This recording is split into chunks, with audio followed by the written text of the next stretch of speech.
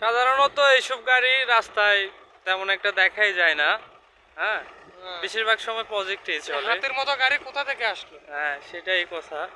কিন্তু আমাদের কথাটা হচ্ছে গিয়া, যেটা আপনাদেরকে দেখাতে চাইছি কোনটা? সেটা হচ্ছে গিয়া এই বড় একটা ট্রান্সফরমার আসেন দেখছেন। আমাদের।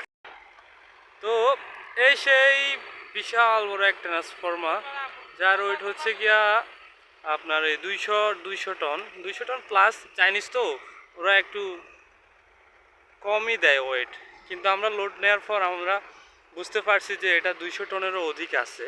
সেই ক্ষেত্রে আমাদের একটা ধারণা এটা 35 টন, 235ও হতে পারে। তো এখানে আমরা যেটা করছি সেটা হচ্ছে, এইখানে আমরা 12 স্কেল অ্যাটাচ করছি আর কি। তো 12 স্কেলে হয়ে যায় আপনার 4 12 96টা চাকা আছে এখানে।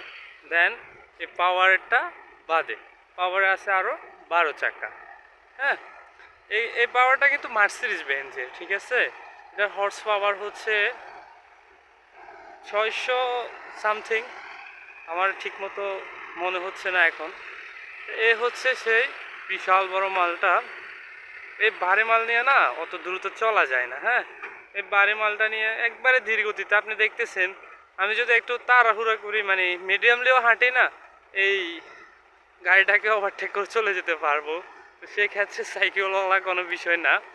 তো হ্যাঁ, চলে আরেকটু স্পিডে চলে, সোজা রাস্তা যদি রাস্তাটা হয় আর কি, এই যে আহ, ফাঁকা হয় আর কি, মানে ঢালাই রাস্তা হয়, তাহলে একটু ভালো মতে চলতে পারে। কিন্তু এইসব রাস্তা, প্রজেক্টের রাস্তা দেখতেছিনি অতটা ভালো না, এগুলাতে অত ভালো ড্রাইভ করা যায় না, এই জন্য ধীরে ধীরে যাওয়া লাগে।